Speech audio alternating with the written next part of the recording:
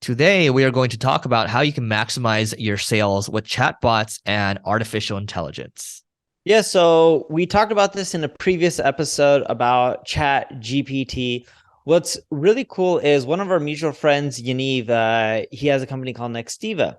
And I remember we were talking to him years ago, and he was just like, 1/3 of their sales is just made from people going on the website, buying themselves. 1/3 is roughly from the phone number, and 1/3 is from chat. Chat at that time and still today was responsible for a lot of his revenue. And you're talking about a multi-billion-dollar company. I think they raised $200 million from Goldman Sachs at a $2.7 billion valuation back in 2021.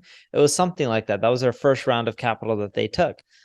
Chat is super powerful. Yes, it's boring, it's ugly, but it still works.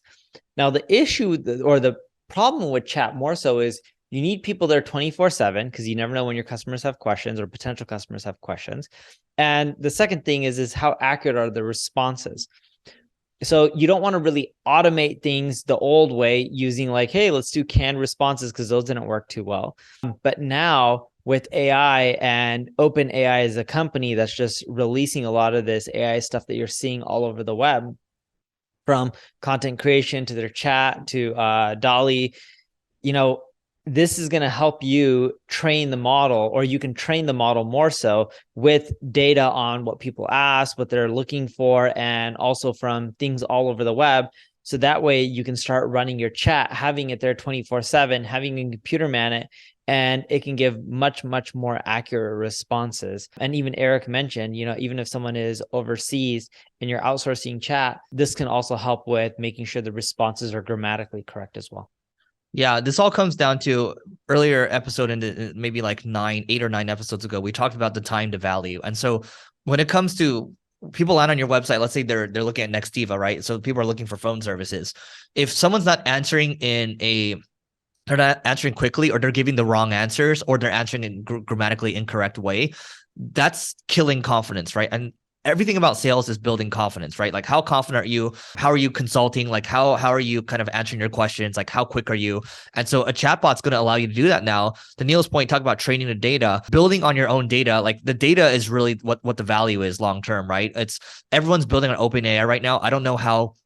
Like, I love the guys at that are building all these like tools like Jasper and all that, but I don't know what the differentiator is long term if you don't have your own proprietary data to layer on. Once you do, like 𝗔𝗕𝗢𝗪, maybe they have all the help desk support stuff that's crawlable by search engines, but once they layer that in with other stuff that they have going on internally, that's much more specific, especially sales related data, that's going to take them to the next level. And I bet you we're going to see their conversion rate skyrocket there. That's going to be scary because it's going to be a pretty deflationary thing, because that means a lot of jobs are going to be replaced. Yeah, and look, test out these tools, and more and more are going to come out. But the big thing that you're going to end up finding with this is, right now it's not bad. It's going to get much, much better a year or two from now as these, let's say, call it OpenAI, keeps crawling the web and learns from everything. Google will eventually release their own version of it, which is Eric and my take as well. And once they do, I think it'll get even better for marketers as well. You know what's crazy too is I mentioned this on this pod before, but there's a Microsoft engineer that was like, it's going to take 2 to 3 years for this thing to take over or to beat the current version of Google. Here's the thing. I forgot that Microsoft actually put in $1 billion for OpenAI.